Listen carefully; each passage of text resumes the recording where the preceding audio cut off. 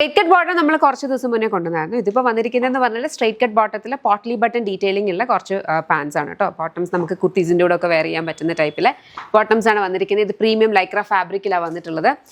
കുറച്ച് ഷെയ്ഡ്സ്, അതായത് നമ്മൾ വളരെ ഫ്രീക്വൻ്റ് ആയിട്ട് നമുക്ക് മസ്റ്റ് ഹാവ്സ് ആയിട്ട് വേണ്ടുന്ന കുറച്ച് ഷെയ്ഡ്സിലാണ്. Premium lycra fabric elastic waist band ആണ് വന്നിരിക്കുന്നത്. ഇത് താഴെ ഇതേപോലെ potli button detailing with slit open ആണ് വരിക.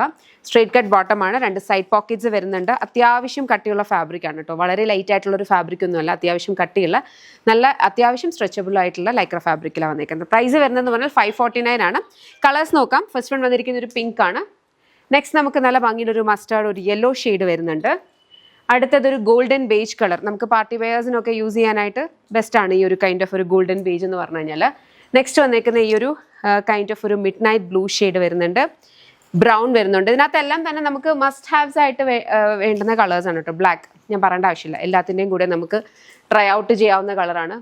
ടീൽ ബ്ലൂ ഉണ്ട്. നമുക്കതങ്ങനെ ഇച്ചിരി വളരെ കോമൺ ആയിട്ട് കിട്ടുന്ന ഒരു കളറല്ല. അപ്പോൾ ഇങ്ങനത്തെ ഒരു കൈൻഡ് ഓഫ് അറ്റയർ നിങ്ങൾക്ക് ഉണ്ടെങ്കിൽ കോൺട്രാസ്റ്റ് കളർ ബോട്ടം വെച്ചിട്ട് വേണമെങ്കിൽ പെയർ ചെയ്യാനും ഇങ്ങനത്തെ കൈൻഡ് ഓഫ് കളേഴ്സ് നല്ലതാണ്. വൈറ്റ്, അതുപോലെ മെറൂൺ ആൻഡ് ദെൻ ഒരു റെഡിഷ് മെറൂൺ.